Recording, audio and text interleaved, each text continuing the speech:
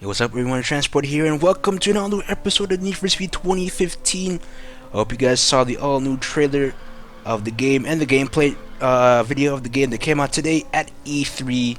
I was going to upload both of them, but unfortunately EA planned ahead of time to block all of us out of uploading any gameplay or trailer footage by ourselves, so we got copyright claimed and blocked. So anyway, what I'm going to tell you today is what I saw and what my reactions of the new NFS game. So let's begin with the 5 ways to play, as Mr. Nielsen had so eloquently explained to us during the press conference. So there's 1, speed, obviously speeding all throughout Ventura Bay. There's 2, there is the style, drifting, jumping, dancing, as he's quote unquote dancing as we race and drift our way through Ventura Bay. 3, build, the most important bit, which will drag all of you Need for Speed Underground people on here. Customize your car the way you want to, make sure it sounds good, make sure it looks good. And Speed Hunters has been working ever so closely with Ghost Games and EA to make sure that everything that you see and build and touch and customize in this game is legit. So we're talking about like legit body kit and aftermarket manufacturers. No more of this expert 3D modeling that we did beforehand with the black box days of Need for Speed. So they have actual manufacturers, and they've been doing it detailed, like, and they're working everywhere. They even have the official owners of the manufacturers come in and work with the game. So we have Akira Nakai-san from Rauh-Welt.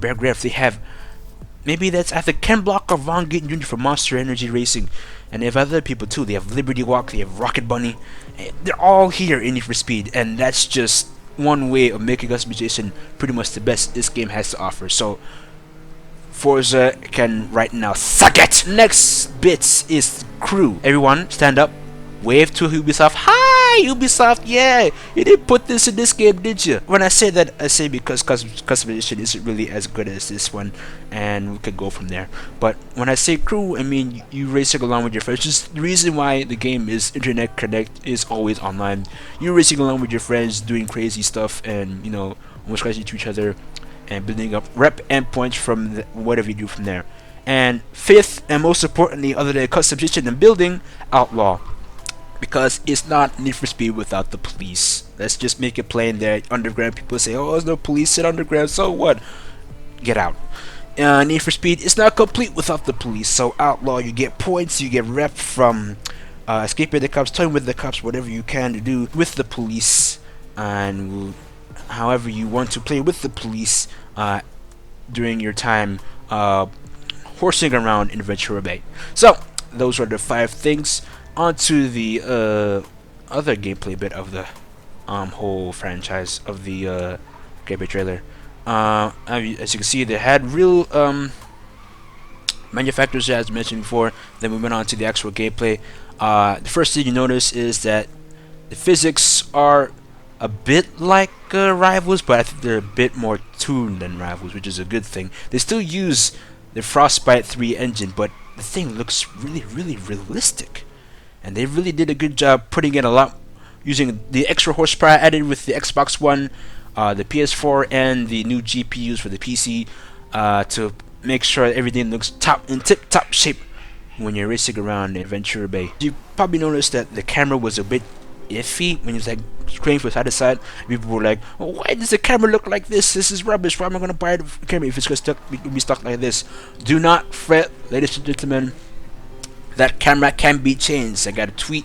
NFS tweeted the general audience after the E3, after their presentation of the game, that you can change the cameras.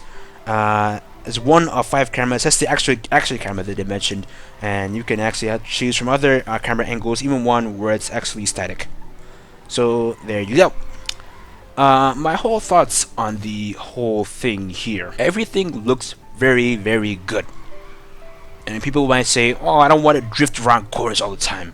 It's the new norm of Need for Speed. Get used to it. I know I might sound like a EA supporter, but it's something that we need to get used to as we progress along the foregrounds of Need for Speed.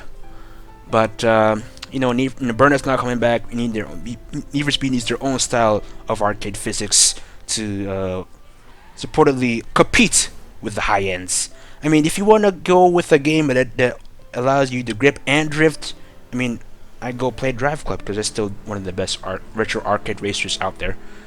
But that's pretty much it in terms of my reactions of the thing. I think they're doing a pretty good job now. Still the pre-alpha stage, so they might add more stuff to it. So don't get all mad and stuff because you don't see all your favorites and because you didn't expect what you expected from this Need for Speed. You still have time before the November 3rd release date, so I still hold on to whatever coin or cash you have until they unveil the final thing, and we can see where we take it from there. So I hope you guys enjoyed this reaction video. Remember, rate, comment, and subscribe, and I will see you next time. See your face and cry.